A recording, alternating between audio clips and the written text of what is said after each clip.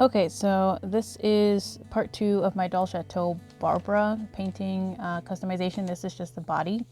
It was nice to paint the body in this regular opaque craft paint because I didn't have to put on so many layers. I'm talking about like 4, 5, 6 layers for just this blue color shift stuff, when it was like maybe 2, maybe 3 of the purple. And then after that, I put on this stuff called dragonfly glaze. It's this pearlescent clear glaze that has a like red and purpley shift. You can see here a part with it and without it. See how matte that looks without that. Here it is all done. I didn't film like everything, but here is it all, you know, it's all covered. Everything's covered. All the pieces are pretty much done and jeweled, which I guess I probably should have jeweled them after I put on my duraclear satin varnish. But here I was originally filming talking about should I cover it in varnish, considering after you put on the glaze and you did that color shift paint, it's just pretty it has a pretty smooth finished surface, it feels like, but I put it on anyways. I put it on all the rest of the pieces, cover them all in the duraclear satin varnish, just to make sure it was had a better chance of not chipping. Here you can see I was trying to debate on what I was going to do, because I was looking at this and thinking, you know, that's what I did on the first one. She seems to be doing fine, so I should probably keep doing what I'm doing because it's working. I did consider putting like a matte varnish on it, but then I said, no, it'll just make it all dull. And the new project I'm working on right now, I use the matte on it because I used it underneath to cover the doll. First, put on like 3 layers before putting any paint on the original doll first, which is nice because it gives it a tooth with the matte, the ultra matte. But then you put the paint on top of that, and then I'm using the satin varnish on top of this one, so it does give it a little bit of a sheen, but it keeps everything more durable because it gives it there's some give with each joint, the joints and everything, so things are more likely to glide over the surface and it's not going to chip as easily. So I covered the whole doll with this in 3 layers. I always do 3 layers. Sometimes I think 2 is probably good enough, but I always just do 3.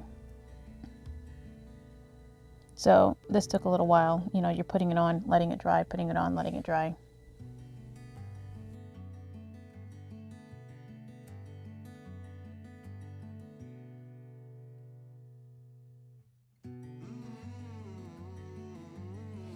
I have no idea what I'm going over in this part. I ended up filming this and was talking, but then I just decided to just speed up the whole thing. I think I was talking about painting my other dolls and what technique I'm going to use next time or something. I have no idea.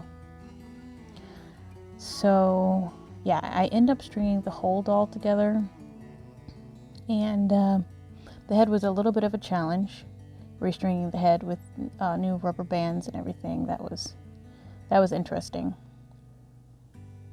but I got it together. It wasn't totally horrible. I did lose one of the micro S hooks for the paddles on the floor, but I found it, so it's all okay, because I didn't know how I was going to replace that.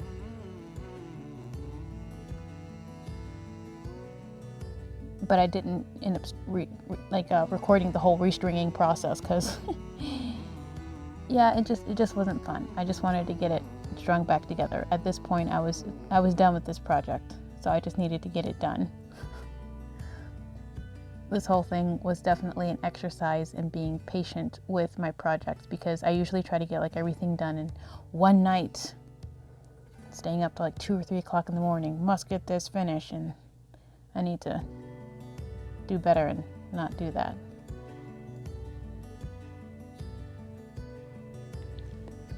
This being the second doll that I've done like this, it makes me excited and more confident in using this technique to paint my other dolls.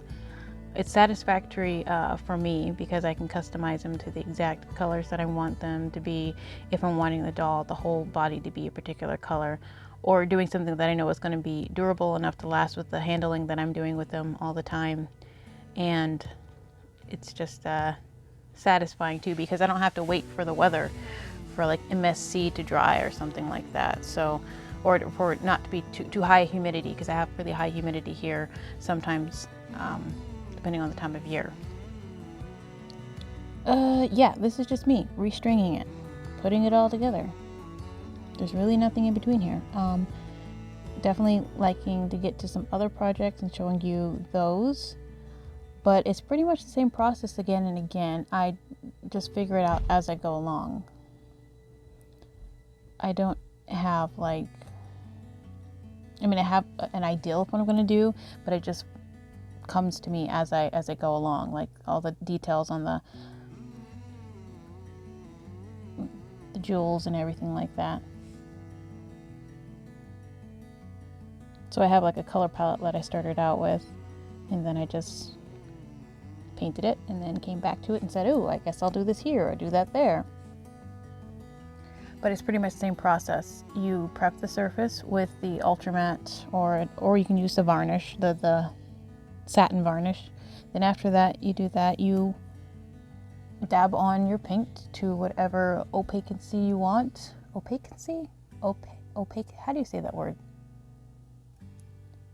You put on the paint however thick you want, and then you know, you seal everything after you're done putting on whatever paint and finishes and stuff. You seal it all with the Duraclear satin. I really highly recommend the satin one currently, because the matte ones, they're just not going to work as well. It's going to have tooth, and then it's going to be chipping in the joints. This one lets them slide more naturally against each other, it being a smooth surface. And so here it is, all done and put together after restringing it and putting one of the elbows wrong, but whatever, it's okay, I can restring it.